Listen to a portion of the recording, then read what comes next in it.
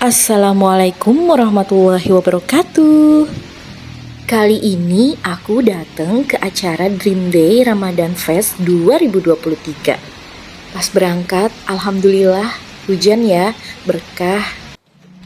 Seperti yang udah aku share di Instagram, aku dapet tiket free. Nah, jadi aku masuk lewat ini ya, pintu belakang atau yang B. Nah, berhubung untuk Hijrah Bank itu pintu masuknya bukan yang ini guys, yang satunya lagi. Nah, berhubung pas maghrib juga, jadi aku nyempetin untuk buka puasa dulu deh. Bagian penukaran voucher ya untuk dapetin tiketnya kebetulan lagi buka juga guys. Jadi aku nunggu deh sebentar aja sih, 15 menitan. Dari pintu masuk, nah di sini lihat ya, banyak banget booth untuk yang menjual makanan. Dan berhubung Ramadan, jadi mereka jualnya macem-macem gitu, nyegerin gitu ya, enak-enak gitu. Tapi di sini aku nggak jajan guys, karena tadi udah buka ya. Sebelumnya aku bawa bekal, bawa minum juga. Nah di sini aku cari untuk ini ya tempat buat sholat maghrib. Dan kita ngikutin aja jalurnya sampai ketemu security.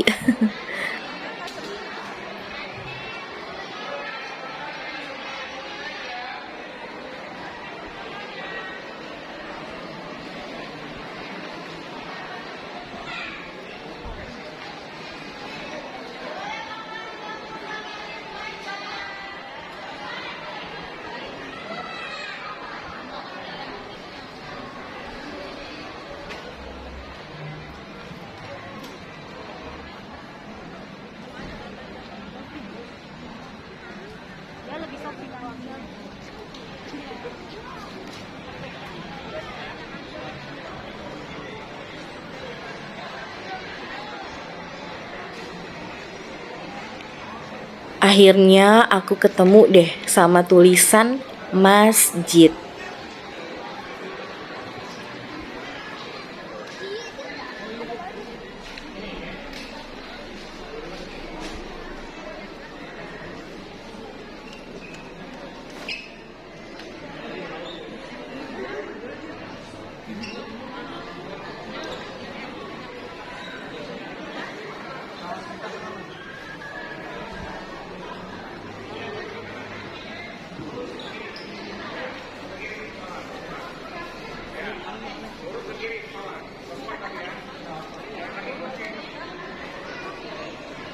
Kang mau sholat di mana Pak? Kalau mau sholat perempuan lurus ke kiri. Oh ini masjid. Nah ini masjid buat laki-laki bisa, perempuan bisa. Bisa perempuan juga? Bisa. Oh iya udah. Cuma turun tangga itu. Oh iya.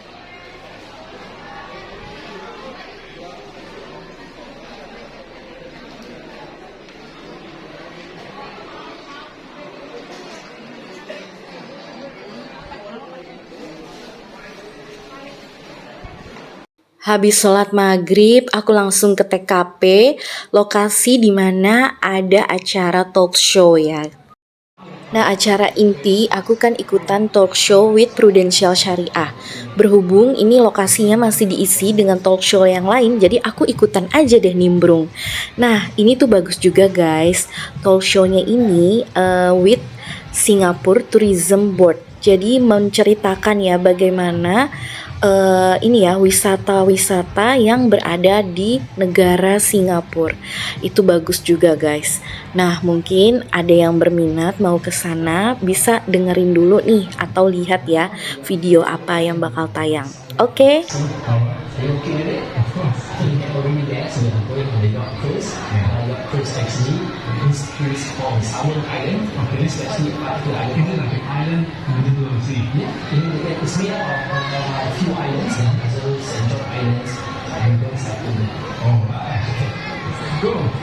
Nah, ternyata di sini tuh ada bintang tamunya di video itu. Kalau kalian bisa lihat ya.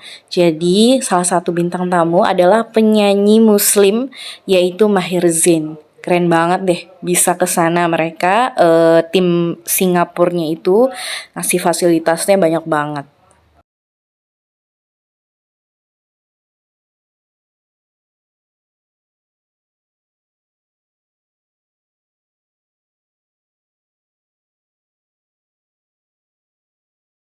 Sisters Island, and this is one of the hidden gems. And if you want some quiet and peace time, this is the place to be. Again, you don't need to take the advice. Yeah, is it okay? So what are we gonna do? That's why. So let's go. Ini suaranya bentrok banget ya. Jadi kayaknya di ada booth gitu ya, booth sebelah nih ngomong gitu ya pakai sound mungkin besar gitu. Jadi double biar nggak terlalu bising lah gitu. Aku keep dulu. Kita lihat ya gambarnya ya yang ada di video berikut.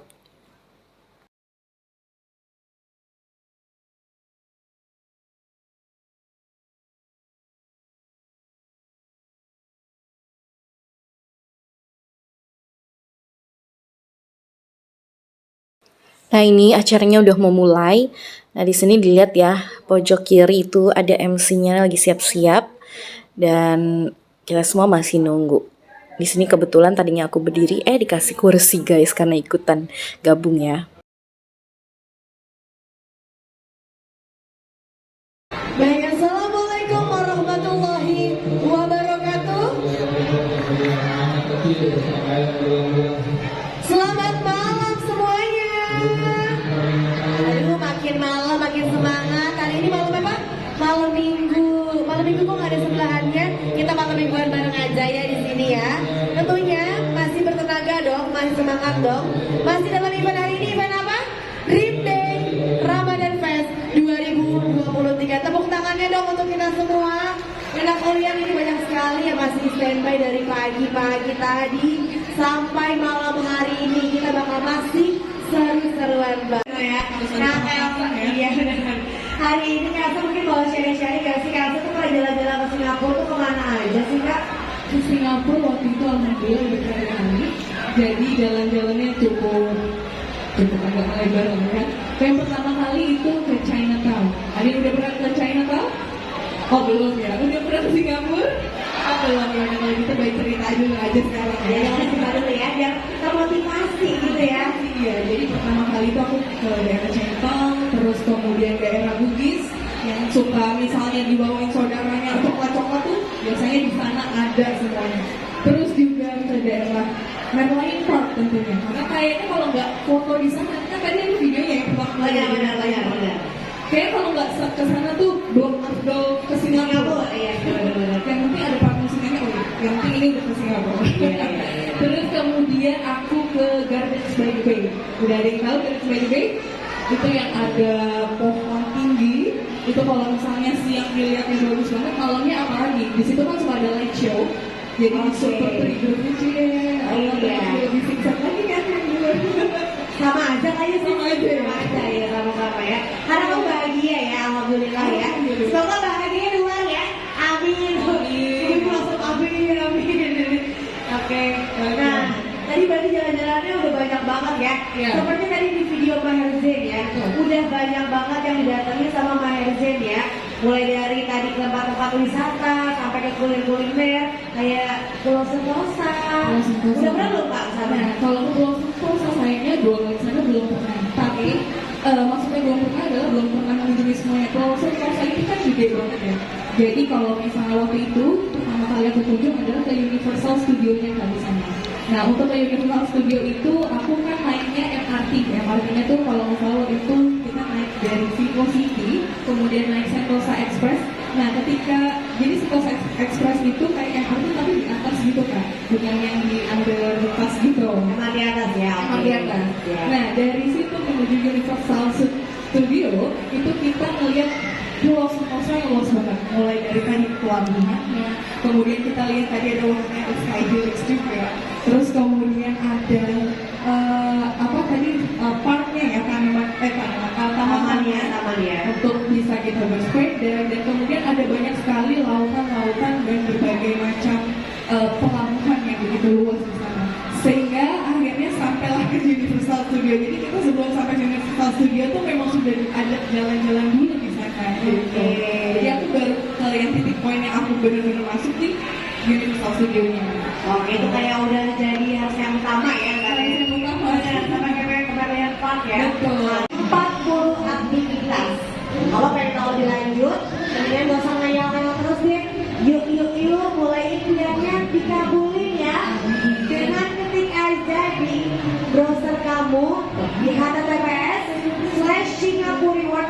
www.visitsingapura.com/id.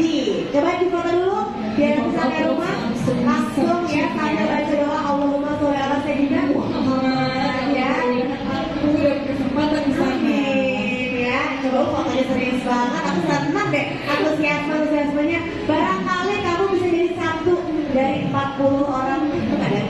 Satu destinasi dari 40 destinasi maksudku. Dan mudah-mudahan di sini semuanya berangkat dari tahu ya. Betul, karena kan kesempatannya untuk seluruh wisatawan yang ada di seluruh dunia, jadi memang nggak terbatas gitu. Bener banget. Udah dipoto belum? Udah. Di sini langsung dikunjungi ya. Nah, acara talk show untuk Singapurnya udah selesai dan ini adalah iklan dari Prudential Syariah. Nah, di sini sih aku ikutan untuk talk show-nya aja ya, guys. Sebenarnya karena kalau untuk aslinya ya, untuk asuransinya, kalau aku sih enggak ya. Ya nanti bisalah dipelajari kalau memang ada yang berminat. Terserah sih kalian aja. Boleh disapa dulu, hai Mbak Anissa. Oke, langsung saja ya. Acara akan dipandu oleh Mbak Anissa, dipersilahkan. Baik, terima kasih teman-teman. Seperti yang sudah disampaikan oleh Mbak Vinda bahwa hidup itu penuh resiko. Bahkan nih teman-teman, aku juga pengen tanya, ada nggak yang tahu kira-kira nih menjelang Idul Fitri, menjelang Lebaran, tahu nggak harga kenaikan sembako akan jadi berapa? Harga minyak akan berapa? Harga beras akan berapa? Ada yang tahu nggak? Mbaknya tahu nggak? Nggak tahu. Nah, sama seperti hidup ya teman-teman, kita nggak tahu apa yang akan terjadi di kemudian hari. Jadi kita butuh proteksi gitu ya untuk menghadapi resiko di kemudian hari. Nah, untuk lebih jelasnya, saya akan panggilkan narasumber pada hari ini, yaitu Mbak Lailatul Maulia Zubaida atau Mbak Laila, selaku Head of Marketing, Customer and Corporate Communication Prudential Syariah, yang akan menjadi pembicara dalam talk show Kenal Lebih Dekat dengan Asuransi Jiwa Syariah. Mari kita sambut Mbak Laila. Tepuk tangannya dong teman-teman. Halo, selamat malam semuanya. Terima kasih Mbak Nisa. Udah boleh duduk belum? Ya boleh, Oh, boleh. Ini tamunya agak langsung mempersilakan diri. Selamat malam semuanya. Assalamualaikum warahmatullahi wabarakatuh. Waalaikumsalam warahmatullahi wabarakatuh. Coba mana suaranya ini, masih udah pada buka puasa kan ya? Nah, Kita bawa hadiah juga kan ya Mbak Nisa ya? betul. Hari ini nanti teman-teman kita harapkan bisa menyimak talk show pada hari ini, karena nanti kita sudah siapkan merchandise dan juga ada quiz untuk teman-teman yang aktif bertanya maupun bisa menjawab pertanyaan dari kami ya. Oke, jadi tanpa berlama-lama lagi kita akan ngobrol lebih dekat lagi dengan Mbak Laila tentang asuransi jiwa syariah.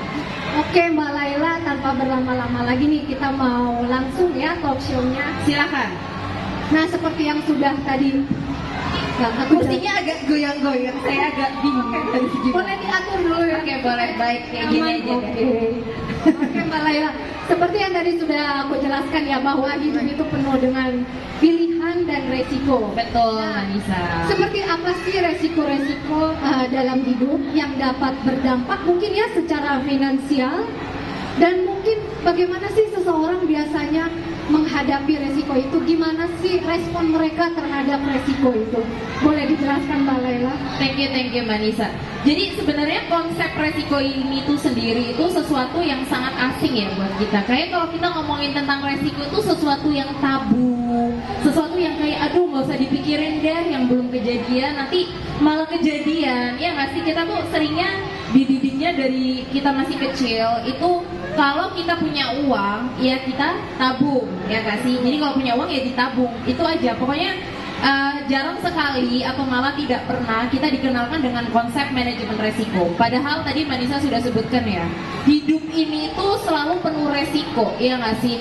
Siapa sih yang tahu kalau besok kita masih hidup? Nggak ada. Kita nggak akan pernah tahu kita mau punya umur berapa lama. Kita nggak akan pernah tahu akan ada resiko apa. Semua orang yang meninggal dunia pasti juga masih berpikir bahwa mereka masih ada umur besok gitu kan, padahal ternyata enggak. Jadi mungkin ini salah satu momen untuk refleksi, karena mengingat ini lagi bulan Ramadan ya, bulan penuh berkah. Jadi mungkin ini di saat sedang beribadah gitu ya, mungkin bisa sambil refleksi. Kalau misalnya, apalagi di sini saya melihat mungkin kakak-kakaknya udah ada yang punya anak juga ya, udah berkeluarga, udah punya anak gitu. Kalau misalnya memang ada resiko terjadinya kematian, apa sih yang sudah kita persiapkan untuk anak kita? Apa sih yang sudah kita persiapkan untuk orang yang akan kita tinggalkan? Selain amal jariah ya pastinya, karena kalau amal jariah itu pertanggungjawaban kita dengan Allah. Tapi again di dalam Islam kan kita juga mengatur bukan hanya dengan hablum minallah, tapi juga dengan hablum minannas. Bagaimana dengan hubungan kita dengan sesama manusia? Apalagi di sini siapa sih di sini yang sandwich generation ada nggak? Ada nggak sandwich generation? Itu mereka yang menanggung kehidupan bukan hanya keluarganya sendiri, tapi juga keluarga di atasnya. Biasanya orang tuanya masih dia tanggung juga, kehidupan keluarganya inti juga masih dia tanggung. Nanti kalau misalnya masih punya adik juga masih dia tanggung. Itu benar-benar kayak apalagi kalau aku lihat di sini kebanyakan perempuan ya, berarti adalah perempuan-perempuan hebat yang memang menjadi tulang punggung keluarga ya. Walaupun sebenarnya perempuan ditagihkan sebagai tulang rusuk. Jadi kalian adalah perempuan-perempuan hebat. Nah, aku cuma mau ngasih tahu bahwa resiko kehidupan itu banyak banget ya. Ada sakit, kecelakaan, meninggal dunia. Nah, ini sesuatu yang kita jangan melihat ini sebagai ya udah sih nanti aja dulu, kalau kejadian baru dipikir. Itu jangan berpikir seperti itu, karena kalau sudah kejadian, mungkin teman-teman bisa relate ketika zaman COVID, ya nggak? Zaman COVID itu adalah zaman dimana kita tidak pernah tahu akan terjadi COVID, dan ketika COVID itu datang, apakah kita sudah mempersiapkan yang terbaik untuk perlindungan keluarga kita? Mudah-mudahan itu menjadi satu wake up call ya buat kita, bahwa ternyata resiko itu bisa terjadi kapan saja, dalam bentuk apa saja, dan asuransi jiwa syariah ini sebagai salah satu bentuk ikhtiar kita untuk menghadapi resiko-resiko kehidupan itu, Manisa. Terima kasih Mbak Laila. Nah, tadi ada satu lagi nih, tadi pertanyaannya belum terjawab. Mungkin bagaimana sih orang itu menghadapi resiko? Ada berbagai macam orang kan? Ada yang mungkin yang sudah mempersiapkan, atau ada yang belum gitu. Betul. Mungkin boleh ke next slide. Jadi sebenarnya manajemen resiko itu ada beberapa caranya. Kalau kita lihat di layar di belakang ya, ada yang resiko itu ya udah dihadapi gitu. Kalau resiko yang dihadapi aja itu ya mungkin kalau ada kemungkinan ada hujan, ya kita hadapi. Kita kan nggak mungkin ya panggil pawang hujan setiap kali ada hujan, kan nggak mungkin. Ya udah dihadapi aja, karena resikonya juga terhadap tingkat kesakitannya atau tingkat efeknya sendiri itu masih yang bisa kita hadapi. Jadi resikonya masih bisa untuk dihadapi. Contohnya ya kalau misalnya ada hujan, itu kan sesuatu yang masih bisa kita hadapi. Meminimalisir resiko. Nah, kalau misalnya tadi kita ngomongin hujan, biar nggak basah, biar dokumen yang disuruh sama bos bisa sampai dengan kantor tetap kering gitu ya. Dokumennya juga tintanya nggak becek-becek. Nah, itu kita harus pakai payung. Jadi itu namanya salah satu strategi untuk manage resiko dengan cara dengan diminimalisir. Kemudian yang ketiga ini terakhir aja deh, aku mau ngejelasin tentang mengalihkan resiko. Mengalihkan resiko ini adalah contoh dari asuransi konvensional. Jadi ketika ada resiko kematian, kesakitan tadi itu kita berikan tanggung jawabnya, kita tanggungkan kepada perusahaan asuransi. Nanti perusahaan asuransi yang akan menghandle. Nah, itu namanya pengalihan resiko. Yang terakhir ini adalah contoh yang tidak baik, yaitu pasrah. Jadi sungguh itu tidak boleh ya. Jadi kalau ada resiko ya udahlah, terima aja. Mau ada kematian, kesakitan, ya udahlah saya akan hadapi dengan sepenuh hati. Oh, jangan seperti itu ya, ibu-ibu semuanya ya. Nah, kalau yang di tengah ini berbagi resiko, maksudnya apa nih berbagi resiko nih? Nah, berbagi resiko ini konsepnya sangat dekat dengan konsep asuransi jiwa syariah. Jadi kita diingatkan lagi bahwa di asuransi jiwa syariah, mungkin nanti kita akan ada seksi khusus untuk membahas konsepnya ya, Mbak Nisa. Jadi di berbagi resiko ini kenapa sangat dekat dengan asuransi jiwa syariah karena ini tuh value-nya mirip banget dengan value dari orang Indonesia, yaitu gotong royong dan saling tolong menolong. Mungkin nanti kita akan bahas di segmen berikutnya. Ya, oke, terima kasih Mbak Laila. Jadi teman-teman ya, dalam menjalani hidup itu kita tidak boleh pasrah. Boleh. Kalau pasrah hasilnya juga pas-pasan aja gitu kan ya. Benar. Sama seperti ketika misalnya di sini sudah ada yang berumah tangga mungkin ya, ketika anak kita sakit pasti kita nggak akan pasrah gitu kan, kita akan Berusaha sebaik mungkin. untuk membeli obat kah atau menghubungi dokter kah, atau semua kita lakukan supaya anak kita itu bisa sembuh gitu ya. Nah sekarang menghadapi resiko kehidupan sebenarnya nih Mbak Laila, apa yang harus kita lakukan ya? Solusinya apa sih? Resiko kehidupan kok banyak banget gitu di depan. Jadi sebenarnya ini oke, baik. Jadi sebenarnya ketika kita sebenarnya ini sangat dekat dengan financial planning ya, ataupun perencanaan kehidupan. Jadi kita tuh dalam mempersiapkan perencanaan kehidupan, kita tuh harus tahu juga tujuannya apa. Kita kan ketika mempersiapkan tabungan, misalnya ya, ada yang mau menikah, ada yang karena memang mempersiapkan tabungan untuk punya rumah, atau yang mungkin sekarang karena sudah berkeluarga inginnya kayak bisa naik haji sekeluarga. Jadi financial planning itu memang harus dilandasi dulu dengan objektifnya apa. Karena kalau kita tuh nggak punya objektif, kita nggak punya tujuan, itu biasanya kita akan lebih lost lagi gitu. Next slide. Betul. Jadi kita akan merasa lost gitu, karena kayak ya udah, gue maunya ngapain sih gitu. Sama seperti kita dalam perjalanan tadi dari rumah menuju ke JCC ya, ini namanya. Ya, betul. Dari rumah ke JCC, kalau kita ngawang ya udahlah, gue yang penting mau naik motor keluar rumah gitu, pasti sampai jam segini belum ada di sini, karena kita masih keliling-keliling Jakarta tanpa arah gitu. Nah sama dengan perencanaan kehidupan, jadi kita harus mulai melihat nih sebenarnya peta kehidupan itu seperti apa. Khususnya sih sebenarnya ini sangat penting untuk laki-laki sih sebenarnya, khususnya ya sebagai yang nantinya akan menjadi kepala keluarga, yang nantinya akan menikahi anak orang gitu ya. Bagaimana perencanaan keuangannya gitu, bagaimana kalau misalnya di layar di belakang udah terlihat ya. Jadi dari apakah memang perencanaan keuangannya itu untuk punya rumah atau memang untuk sekolah anak nanti, apalagi sekolah anak sekarang harganya udah bukan main-main ya. Aku lihat harga SD aja udah kayak harga aku S1 lulus UI, itu udah mahal banget ya. Jadi perencanaan keuangan itu memang sesuatu yang harus mulai dipersiapkan sedari dini. Jangan sampai nanti ketika sudah waktunya butuh nih, ketika anaknya sudah kuliah atau sudah waktunya butuh, misalnya ada yang sakit atau apa, itu baru di saat itu kita merasa oh iya kok gue nggak ada ya uang. Mungkin balik lagi ke pembahasan aku ketika kita lagi zaman COVID. Zaman COVID itu banyak banget yang terlay off ya, kehilangan pekerjaan. Yang awalnya tuh jobnya kayak wow, masya Allah banyak banget. Waktu COVID tiba-tiba kayak nggak ada. Contohnya apa? Bisnis event, bisnis wedding, itu beneran mati, nggak ada sama sekali kan. Nah itu mungkin bisa jadi satu refleksi. Banyak banget teman-teman aku juga dalam circle aku tuh yang ternyata nggak punya dana darurat. Jadi itu adalah momen dimana akhirnya kita baru sadar, oh iya ya, tabungan ternyata selama ini tuh kita hidupnya dari gajian ke gajian, dari pemasukan ke pemasukan, tanpa meninggalkan sedikit untuk dana darurat. Dana darurat dengan tabungan itu berbeda ya. Tabungan itu adalah sesuatu yang memang kita pakai untuk daily, untuk kebutuhan sehari-hari. Dana darurat itu nggak boleh di otak-atik, itu memang dana yang harus kita sisihkan. Dimana dana darurat itu boleh diambil ketika terjadi force major gitu ya. Misalnya tiba-tiba suami terlay off, atau tiba-tiba ada pandemi kemarin kan 2 tahun nggak ada pekerjaan.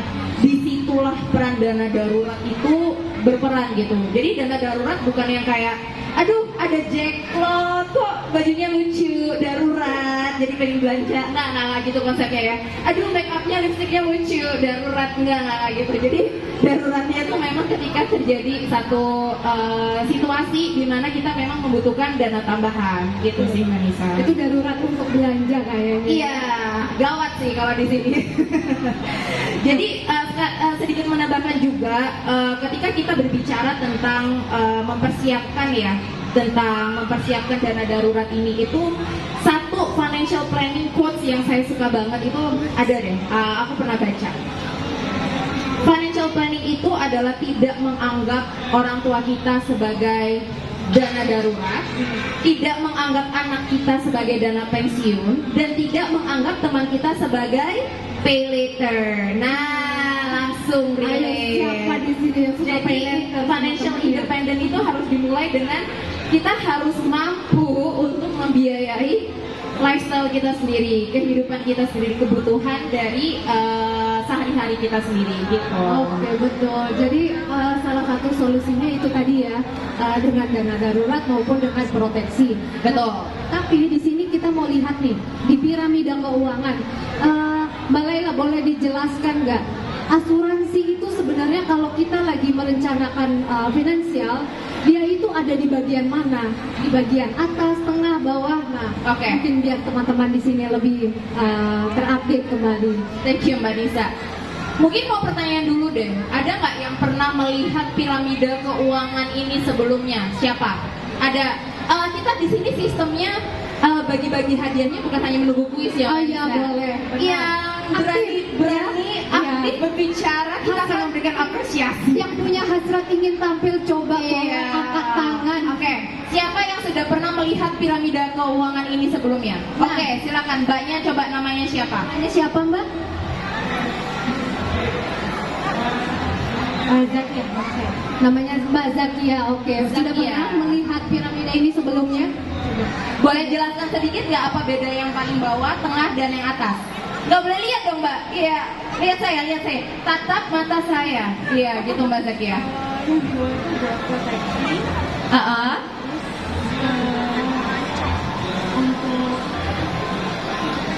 Ayo. Ini Mbak lihat, Mbak Zakia jangan-jangan udah pernah melihat, pernah Mbak, kapan? Iya saat ini Mbak, saya tatap piramida ini. Oh baik. Yang saya tangkap ini untuk apa yang dibutuhkan saat ini, Ah, depan dan sekarang. Nah, saat ini dan masa depan. Oke. Untuk yang pertama proteksi ya, karena selama kita masih hidup pasti kita butuh yang namanya proteksi. Oke. Terus untuk kesehatan kita, terus juga untuk keuangan ya, lebih keuangan. Oke, tidak apa-apa. Sepertinya ada banyak versi piramida, tapi kita berikan apresiasi untuk Mbak Zakia nanti ya. Nanti panitia akan dicatat ya. Tolong dicatat Mbak Zakia ya. Akan mendapatkan satu hadiah dari kita. Jadi gini Marisa sama Mbak Zakia ya, ketika kita melihat piramida ini, itu mengingatkan kita tentang tangga prioritas. Apalagi sekarang itu banyak banget ya godaan-godaan untuk investasi. Aduh Bu, kalau punya uang investasiin aja Bu. Kemana? Kesini aja Bu. Ternyata investasinya bodong.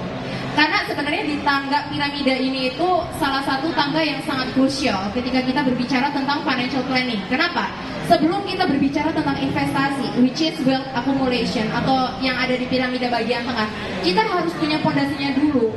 Karena again, investasi itu nggak ada yang tidak membawa kerugian. Jadi investasi itu ya untung dan ruginya itu berbanding sama ya. Semakin cuan pasti konsekuensi probabilitas untuk kerugiannya itu juga semakin tinggi. Makanya fondasinya itu harus ada dulu. Ibaratnya rumah. Kalau teman-teman, kakak-kakak semua di sini, gentengnya itu udah dipilih dulu. Pokoknya gue mau genteng yang paling mahal. Tapi tembok fondasinya itu nggak kuat, nggak kokoh, itu bisa roboh, bisa hancur rumahnya.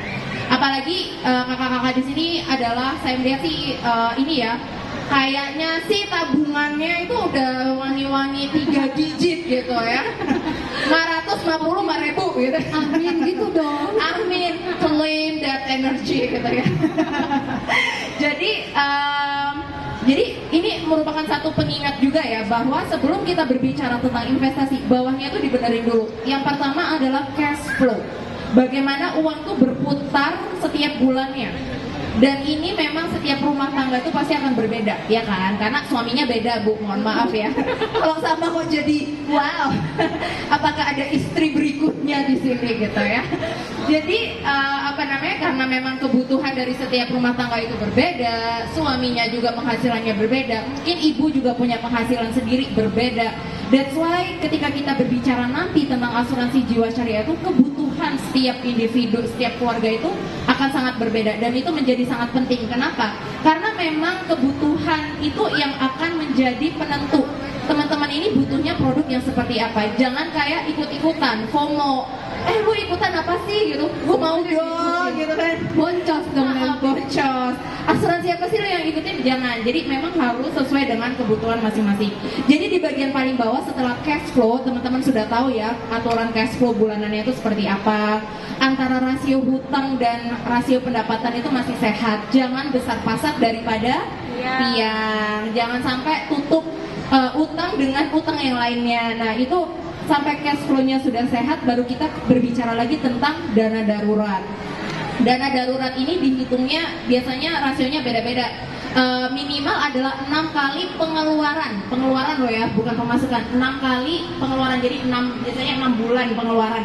Semakin besar semakin bagus, misalnya kayak 10 bulan pengeluaran ya bagus, cuman kan ya tergantung dari kemampuan dari teman-teman sendiri. Jadi dana darurat ini penting. Again tadi ya, dana darurat dipakainya kalau memang ada kebutuhan yang darurat. Misalnya ada kejadian-kejadian yang force major. Misalnya kalau tiba-tiba kepengen beli tas baru untuk hari raya, itu bukan kebutuhan darurat. Nah ketika dana darurat ini udah terbentuk, baru kita ngomongin tentang asuransi. Asuransi ini adalah sebagai salah satu metode untuk kita bisa melindungi. Misalnya nih ya, kalau ada resiko teman-teman sakit, ya kan, jangan sampai biaya tabungan yang tadi teman-teman udah kumpulkan itu nantinya yang akan dipakai untuk bayarin rumah sakit. Apalagi biaya sakit sekarang itu, masya Allah ya, udah tinggi banget. Jangan sampai masuk rumah sakit keluar meninggalnya karena sesak nafas. Sesak nafas gitu, yang melihat harganya segini, nggak apa-apa dok, ambil semua obat-obat yang tadi sudah kamu masukkan. Kan nggak bisa, Harusnya fokus sehat ya. harusnya fokus penyembuhan. Jadi jangan sampai uang yang tadi sudah dikumpulkan dengan penuh semangat, penuh kerja keras itu akhirnya harus sia-sia gitu. Jadi asuransi itu sebagai salah satu fondasinya. Ketika fondasinya sudah betul, baru kita bisa naik ke piramida berikutnya, yaitu investasi. Teman-teman mau mulai mendiversifikasi aset, mau punya emas, mau mulai punya reksadana, saham dan sebagainya, monggo. Nanti kalau yang tengah itu sudah mulai ada, baru kita ngomongin tentang dana pensiun. Nanti kalau pensiun pengennya hidupnya di mana, pengennya punya pendapatan berapa. Kan kalau udah pensiun kan sudah nggak ada penghasilan ya, gitu. Wah, udah ada yang mau tanya nih. Boleh. Wah. Banyak Kemudian istrinya sudah memiliki asuransi.